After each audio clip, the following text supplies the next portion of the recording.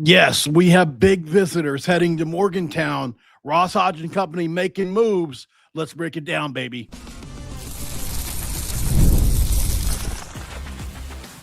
You are Locked On West Virginia, your daily podcast on the West Virginia Mountaineers, part of the Locked On Podcast Network, your team every day. What is up, guys? Welcome back in. My name is Mountaineer Paul. I am your host. Welcome back in here to Locked On West Virginia, where we're talking Mountaineer hoops today, and we're glad to be doing it alongside the friend of the show, Troy from Mountaineer Moment. Welcome back in, guys, as we dive deep into it. Thank you so much for being here at Locked On West Virginia. We're talking about your team, the Mountaineers, every single day. Troy, we've got news that I kind of hinted at yesterday, did a show on it. We talked about it off camera as we kind of saw this coming. SEC guard heading to Morgantown. We're going to talk about that. We're also going to talk about a big 7-footer that West Virginia is heavily involved with that could be a big pickup for the Mountaineers. We're going to talk about that too. So it's going to be fun, guys. I appreciate you all for being here, but it seems like Ross and company aren't done just yet, Troy. Yeah, absolutely. That's exactly where I was going to go, is because, just because, on the wide screen kind of thing that things aren't moving, doesn't mean things aren't happening behind the scenes. And so we can very, very clearly see, now some of those things that have been taking place over these last few days that have been relatively quiet as far as what you see on the surface level. But underneath the surface, man, Ross Hodge is doing some things. And I know you're a fan of it, and I'm a fan of it. And again, as we seek to build out this roster, add some depth, there's some good things going on. He's not done yet, so let's keep rolling. Yeah, absolutely. We're going to start here with the first of the two offers that have gone out, and apparently now visitors. We'll go ahead and start with a guard by the name of Josh Holloway. He's coming in from Texas A&M. Somebody's asking me in the chat. I don't follow Chris Anderson. So I don't know exactly what you're talking about. If he tweeted about a wing from the SEC, then that would be news to me. So unfortunately, I'm not really sure about that. So we're going to go ahead and I'm assuming he's alluding to this because he said A&M. So that's what we're going to talk about. Josh Holloway, a kid that at first glance you would say, oh man, this is terrible. At least that's what I've seen around this potential pickup. And I understand why. I understand why you would look at the 4 points a game and all that, but he's a Memphis guy. He definitely is. He played at St. George's Independent there and also at Oak Hill Academy. So he was obviously very talented. He is a 6'2" guard that's got some real ability to him. Really, he's got some strength. Bucky McMillan brought him in from Stanford last year to play guard at A&M, and to me, he was impressive, especially when you look at what he's capable of. Now, obviously, he is in the top 3 with Memphis and USC. West Virginia is also in the top 3 with Memphis and USC, according to him, and he's scheduled to be at West Virginia on Wednesday. The way West Virginia is doing things, I would imagine their goal would be for him not to leave that meeting on Wednesday without a commitment to West Virginia. At A&M, he played in 34 games. He averaged only 13 minutes a game and averaged 4 points, 2 rebounds, and roughly 2 assists a game. He shot 50% from the field and 40% from 3. So that's pretty good. Only 30 shots though. So not a huge sample size. So if you're talking honestly about him, right? This isn't a guy that's played a lot at this level, but he does have 60 games at Stanford where he started 11 of those games, and he was a much better average during that time, obviously. But I think the best thing I know to do is to put the tape on and let you decide for yourself, because I really like this player. I do. I think he's vastly underrated guy that just hasn't been given a shot to start yet. Yep. I don't know if West Virginia is that place for him. That's up to Ross and company. But if he told me that he was playing 25 or 30 minutes a night for West Virginia next year, I wouldn't be mad about it. I think if you look at the film and the way he plays, he's extremely crafty around the rim. He can shoot the three. He can get into the paint, and he throws lobs. He's on film throwing lob after lob. We'll throw a couple clips in here, Troy, and then let you react to what you think. Sure.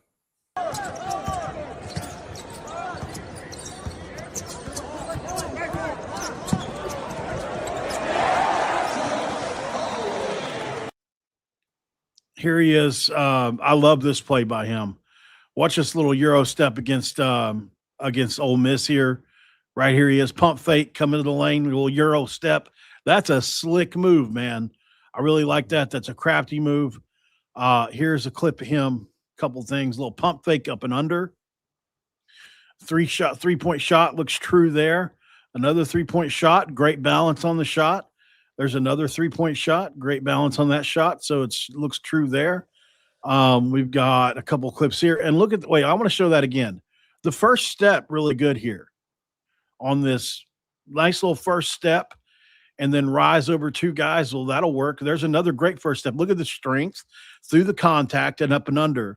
That Euro step again right there. So and then we got one more. Once again, there's that 3-point shot again. Bop.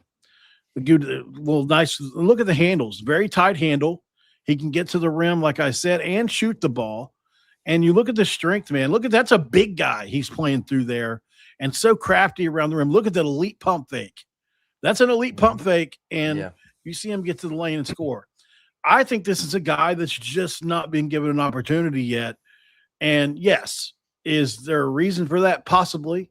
I mean, I don't know the ins and outs of his life, obviously. But there's other film of him guarding his behind off, Troy. Am I crazy for saying this player looks to be underrated? You're not crazy. You're not crazy. I think just as fairly as you can state the facts of, or a naysayer saying, well, he only averaged 4 points a game. That is a fact. Yeah, absolutely. But here's another fact. He played in all 34 games for Texas A&M, who made the NCAA tournament, and they were in the SEC. Right, he didn't start. He came off the bench, was a spark plug for them, and the tape speaks for itself. Right, he's a guy that can play, and it's a fact. He was a rotation player on a team that made the NCAA tournament. Why would we have a problem with that? And that was his first year at that level, right? And so there's obviously a good opportunity, right? If he does come to Morgantown, another opportunity for him to have another year under his belt, take a step forward in his game, and even play possibly, as you're saying, a bigger role. I think the tape again speaks for itself. He's very crafty, very good at creating for himself and for others, which is a problem that West Virginia had last season, right? If we're only going to go off of comparisons of last season and this season, which is really the low-hanging fruit, easy thing to do, he checks a lot of boxes of things that we have lacked in the past. So I would be excited about it too. And West Virginia is at a point, and again, there's still a ways to go as far as pieces that you're going to add, especially with guys keep entering the portal. But you need depth, and man, this guy checks a lot of boxes that can help you get there, especially at the backup point guard position potentially. Or I think if you mentioned even off camera, some spot starts here and there. I trust it. Let's go. I like him. I think he's a good player. I don't know what West Virginia else has got out there. And I mean, it's publicly out there now that Penny Hardaway has made him a priority because of the lack of financial resources that they have. So, is that something to be worried about? I don't know. But I do think that when you look at it from 30,000 foot view, at the end of the day, you would be adding a tough, hard-nosed defender, at least from the film that I've watched, that can shoot it at all three levels. So there's not too much bad there. I mean, it's a guy that's got experience, played in a ton of games.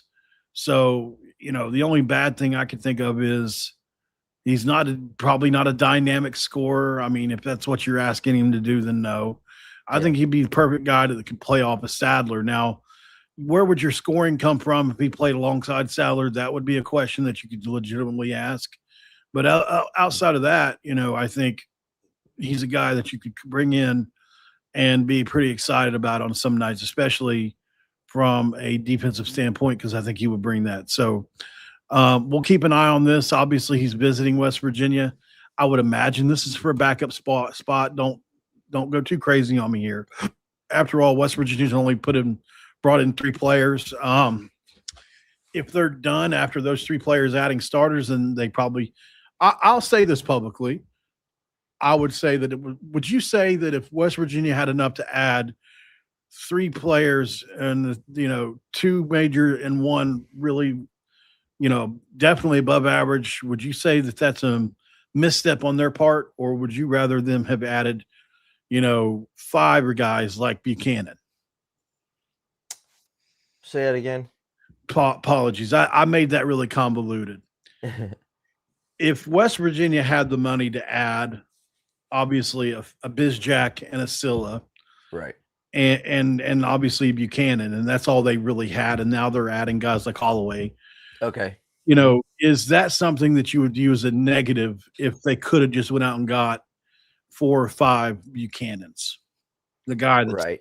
Guys that adds double figures, but maybe they weren't the very top like Bizjack and Scylla.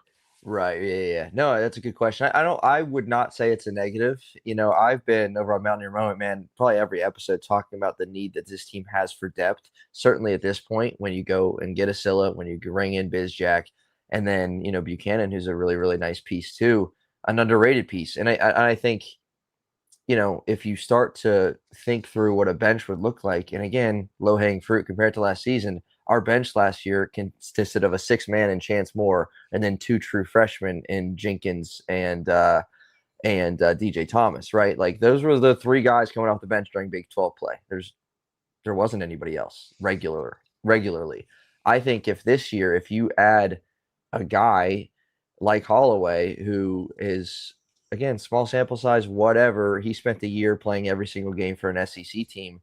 That would be some high quality bench depth to me. And so I would like that. I would like that move if you round it out with maybe 1 more big piece that could start, and then 3 or 4 more guys off the bench that are going to produce for you. Sign me up for that. Yeah, that's what I think a lot of people are starting to worry about is, okay, where's the next big piece? Because at this point, you could make a case West Virginia only has 2 starters, right?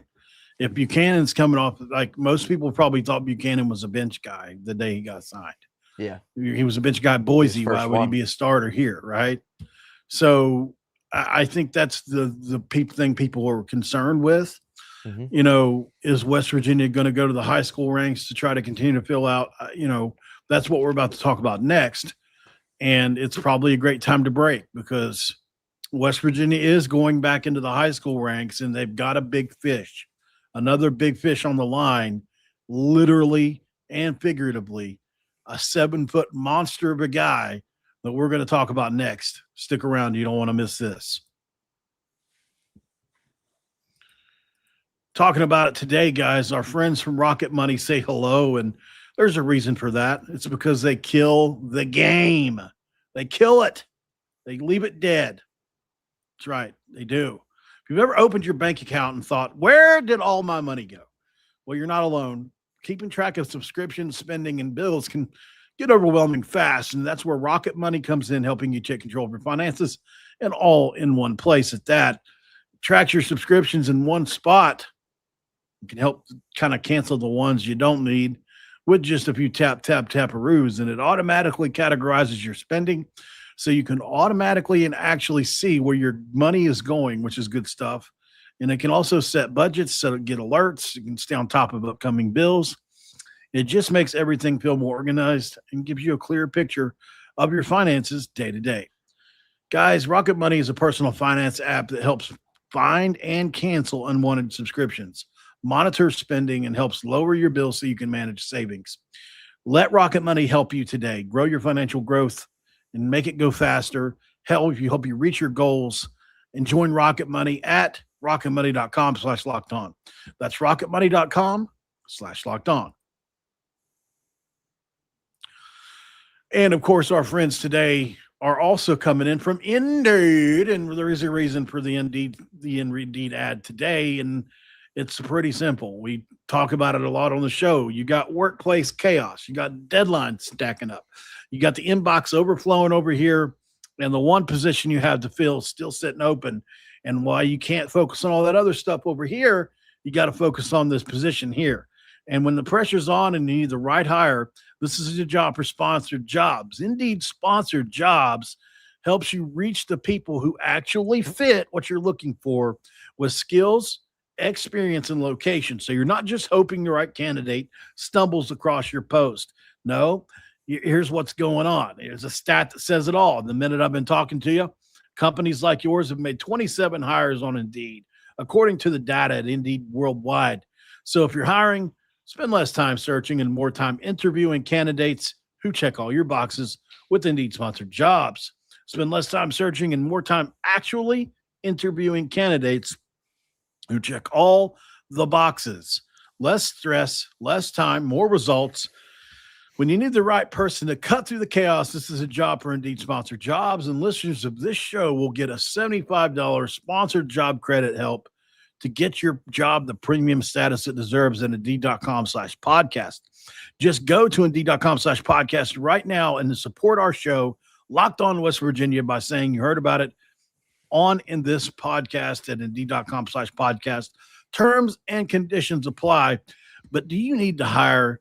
Because this is a job for Indeed sponsored jobs.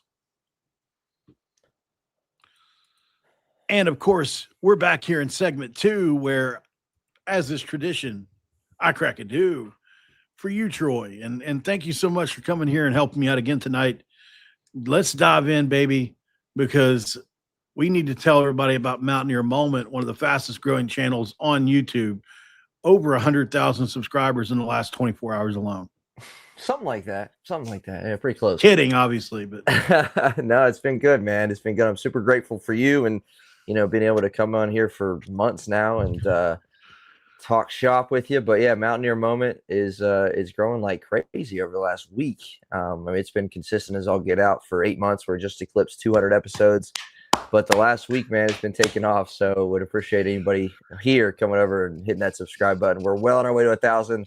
In fact, who's counting? We're at 899. So if you want to be number 900, do it. And 100 more of you, let's get this thing rolling. So appreciate it. Yeah, let's get him to 1,000. That way he can start getting paid for this. That would be good. All right, y'all. So diving back into the meat of the matter here. West Virginia is involved with another player, and no, it's not a transfer portal pickup. It's a player that probably a lot of teams around the country would like to have, especially at this point, and that's Amadou Seini. And he is a guy who's from Cameroon, 2026 guy out of Bella Vista Prep. Have you ever heard of that place before? He also played at Varese Academy in Italy. FIBA lists him at 216 centimeters, which is 7 feet 1 inches tall. Born January 2007. On3 lists him at 7 feet 1, 230. Others list him at 7'2". Either way, he's about Shaq's size, right? Somewhere in that range. And, he is going to take an official visit to West Virginia. So this is a big deal, right? This is a big recruiting weekend coming up for West Virginia in more ways than one. Now, I don't know if he'll be here this weekend or not, but I do know that he's coming. And he matters, man. He's a guy that's a big-time recruit. He's really, going to help West Virginia in 3 ways that I can see. You get that front court size, you get the international upside, and then there's the Bella Vista / Miles Sadler / Alio Diem connection / Yusuf Ali connection. And that's the smart angle to all this because, it's yet another addition from Bella Vista that I think you laughed. It is kind of funny at this point, but do they like this player, right? I think they do. Can they keep turning Bella Vista into this pipeline? I think they can. And this is where Seini becomes kind of a big deal, in my opinion. You look at what he did in FIBA. He had some really big games, man. He averaged 9 points a game and 15 rebounds a game in the Under-19 World Cup. This is an elite rebounding machine that has incredibly long arms, and it is a World Cup record in rebounding, guys. If you look at all the players who've ever come through the FIBA World Cup, this is an enormous data point that cannot go overlooked, because I saw him have a 23 rebound game, guys. That's how good he's been. So whatever the offensive polish looks like right now, the rim protection and rebound production is elite. And it was against international competition, Troy, which tells you the physical tools are not fake with this one.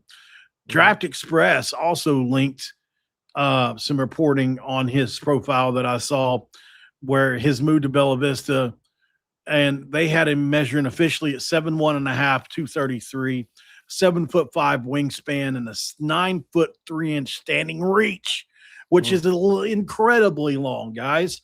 7'5" wingspan is way, way better than average, even for 7-footers. And a 9'3" standing reach is insane. That's almost dunking from standing on your flat foot. So he's obviously got that size factor, that wow factor. And then he's not just tall, he's physically overwhelms guys. And if you look at what he did during his Bella Vista's run to the Chipotle's national title, he was a real contributor for them, Troy. Was not just a guy coming off the bench. And in the win over Dynamic Prep, he had 15 points and 18 rebounds in a game.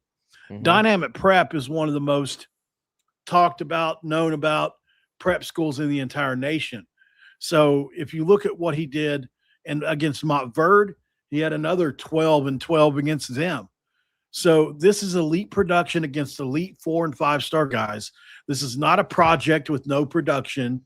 This is a guy that's going to come in and do a couple of things really well. Then I'll toss it to you, Troy. Elite rebounder, rim deterrence, you got the paint gravity thing going on. You've got the vertical lob game that he's obviously able to be a part of as well as a dump off target. Now his offensive polish is coming along. I will say that's true. But the ceiling on a guy like this, especially rebounding and defensively, I don't know that you can get a guy in the portal with as much upside as a size, rebounding, kind of defensive-minded player as the Cameroonian. What say you, Troy?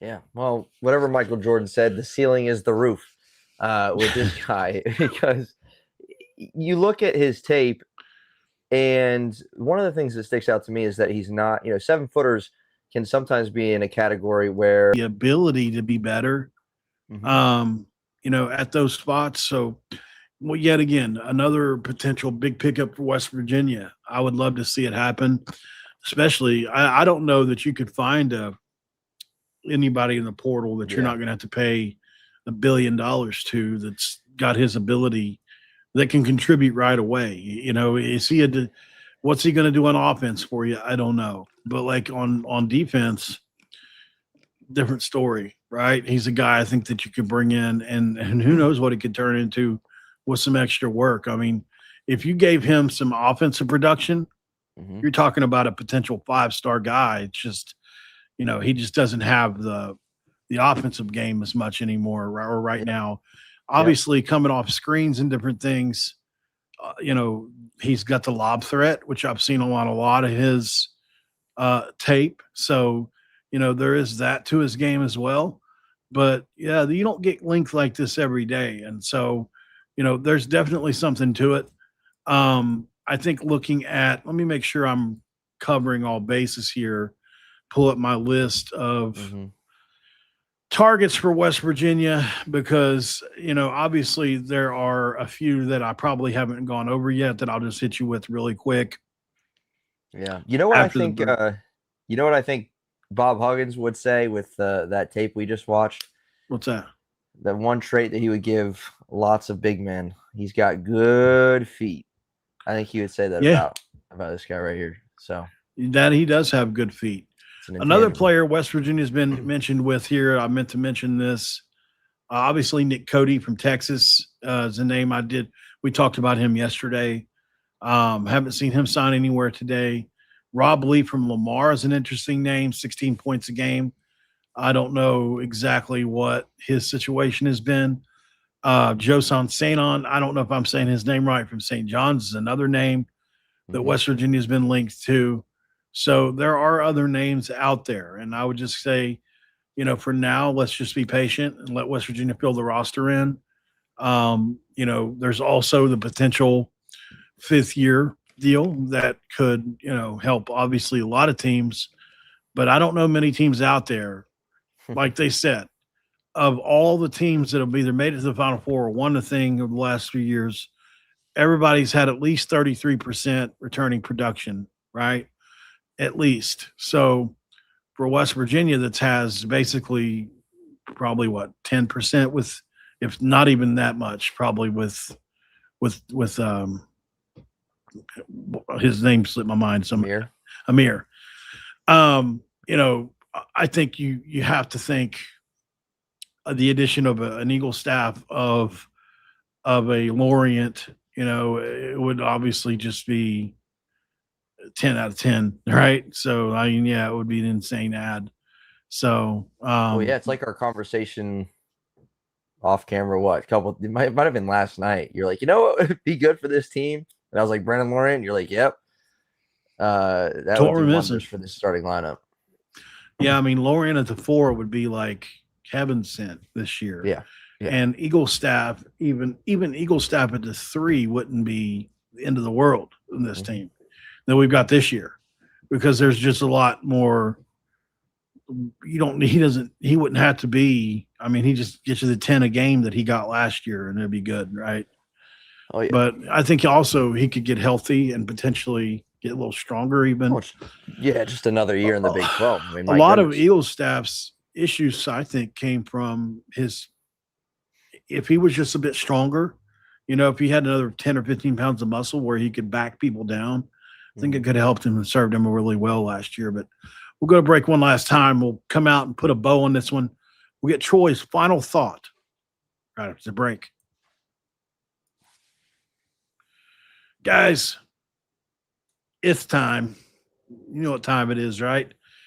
Actually, Troy, he's a newly married guy, and I'm sure he's probably heard of this product. It's Rougiette. As the NHL playoffs are here, where every shift matters, every moment is intense, and the pressure is at its highest. Well, just like performance matters on the ice, it matters off the ice too. That's where Rougiette comes in. Rougiette offers treatments designed to help you get ready and stay ready when the moment matters. Their top option, Rougiette Ready, combines clinically proven ingredients in a simple mint that dissolves under your tongue. It works fast, often in about 15 minutes. It can last up to 36 hours. Oh, my God. And so they also offer Go Long, which Troy has no problems with, designed to help you perform both performance and control. And it's all about confidence and feeling like yourself again. Head to Rougiette.com/LockedOnNHL and get 15% off of your treatment today. That's RUGIET.com/LockedOnNHL for 15% off. Rougiette. Performance medicine for men. All right, back in segment 3. Come along with me. It's just the milkman, the paper boy, in evening TV, and we're back with our familiar friend, Troy, coming around the bend. Thanks for coming on, buddy. Thanks for letting me use you an example in the infomercial. I love it. Anytime. It's definitely an interesting time. We're and it's weird because we're kind of in the heart of spring football season, if you will. I guess if that's what you want to call it. I don't know, the off season, but it's spring games literally tomorrow. Mm-hmm. And here we are talking about basketball because of the timing of all this, portal stuff. I mean, it's pretty crazy, but I would be remiss if I didn't ask you about some of your spring thoughts. I mean, do you have any thoughts? Did you see you just got home earlier. Mm-hmm. Have you seen how they split up the game yet? No. Break me down. Okay, so that I can do. Let me get back to my notes really quick. You had a video about the depth chart too, right? Correct. Well, it's how they broke down the spring showcase, right? Which is to me it's basically a depth chart, right? Because of how the spring showcase was broken down. Maybe not the correct word for it. I don't know, but basically, I think it's like a depth chart because they had to decide who the best starting five for each side was. You know what I'm saying? Yeah. So you can look at the blue and gold and white teams and kind of get a feel for who they're loving at certain spots. And that's what I was able to do. And there is a depth chart within these two different, you know what I mean? Mm-hmm. So it's not like it's misinformation necessarily. I just meant depth chart was like within the blue and, with the game. Gotcha. But the gold and white team, obviously Mike Hawkins Jr. is the starting quarterback. Then you got Max Anderson, Jaron Hughley at quarterback for the gold and white. Running back, you got Amari Latimer, followed by Christopher Talley, Andre Devine. Wide receivers, you've got Teron Francis, Prince Strawn as your two main guys there. Then you've got Armani Weaver. You've got Robert Oliver, Cyrus Trawl, Greg Wilford, and Charlie Hannafin. On the O-line, they got Bubba Grayson.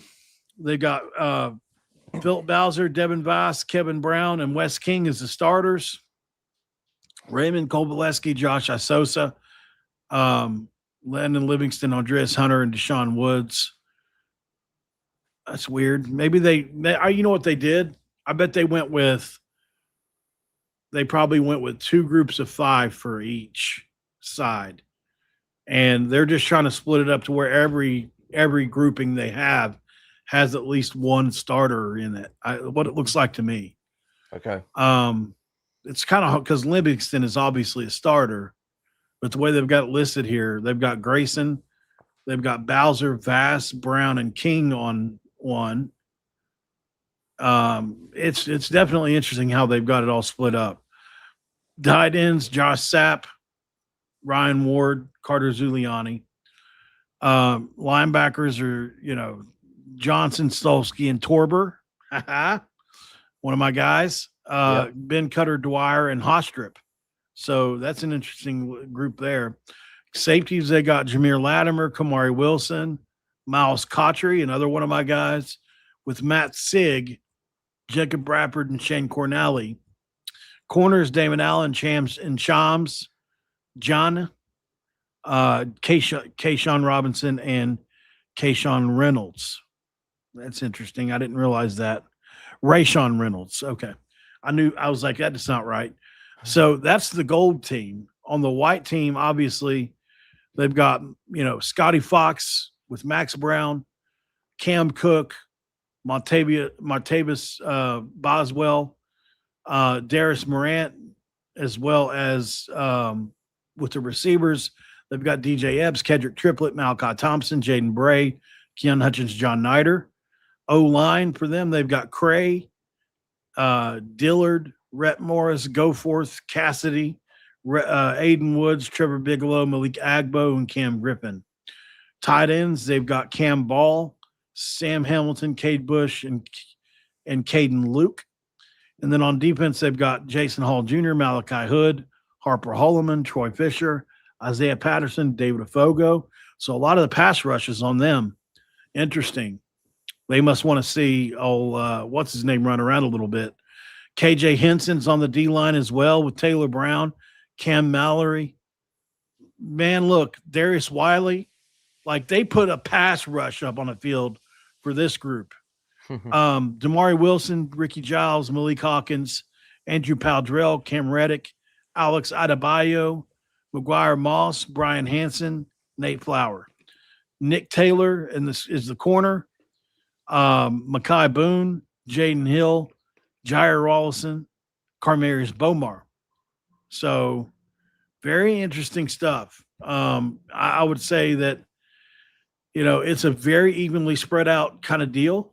There's a lot of moving pieces and parts, but when I read all that off, what I get the most from it? There's a lot more depth on this team than you realize until you split the team in half.